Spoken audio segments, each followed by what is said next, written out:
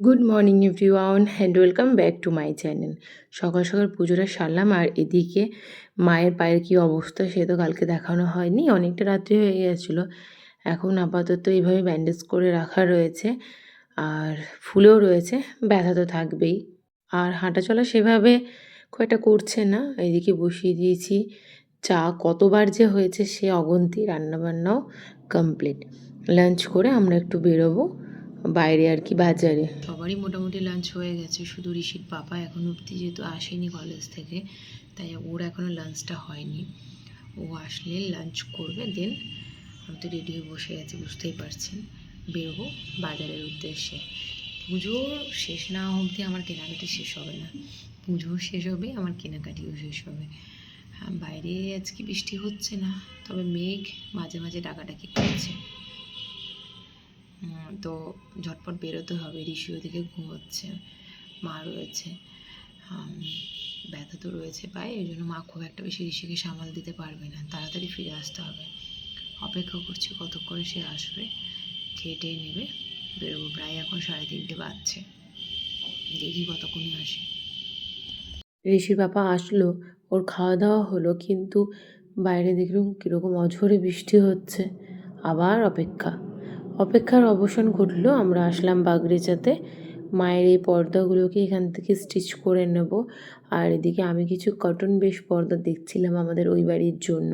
আর এখানে কিছু cut piece রয়েছে, ভাবছিলাম নেব, তবে সবই ছোট। তারপরে বেরোলাম একটু ফুচকা খাবো বলে। তবে ফুচকা খাওয়ার আগে এই কাঁসার দোকানে আমার একটুখানি মনটা কাড়লো। দেখলাম, তবে কিছু কেনাকাটি করিনি, সেভাবে আর পছন্দ হলো না। ফুচকা খাওয়া হলো, কিছু টুকটাক কেনাকাটিই ছিল, এসব করে নিয়ে সোজা বাড়ি চলে আসলাম। বাড়িতে সন্ধ্যের সময় আজকে মেসো এসেছিলো। মেসোর সঙ্গে বসে মা এদিকে গল্প করছিল, আর ঋষির আন্টি ঋষির জন্য জামা পাঠিয়েছে, সেটা এখন ঋষি পরবে। কী আনন্দ দেখুন, নতুন জামা পরার কিন্তু একটা আলাদা আনন্দ সত্যিই রয়েছে, যেটা এই ছোটোবেলাতেই একমাত্র উপলব্ধি করা যায়। যত বয়স বাড়ে এই উপলব্ধিগুলোও কিন্তু তত দিনকে দিন কমে যায়। জামা তো সে তার পাপার কাছ থেকে পরলো, এরপর কিন্তু সে কন্টিনিউ বলেই যাচ্ছে প্যান্টটাও সে পরবে। তার বাবা বলছে পুজোর দিন পরবে না। আর এদিকে মেসো তার সঙ্গে ইয়ার্কি মারছিল যে প্যান্টটা দিয়ে আমি পরবো বলে। আমার মনে হয় সেই জন্যই আরও সে বলছে যে আমি প্যান্টটা পরে নিই। পরে নিলে তো আর কেউ খুলে পরতে পারবে না, এই জন্য। আর কি সুন্দর ফিটিংস হয়েছে দেখুন। নিজে নিজেই এখন সে পরবে, তার বাবা বলেছে আমি পরে দিতে পারবো না, তুই নিজে নিজে পর।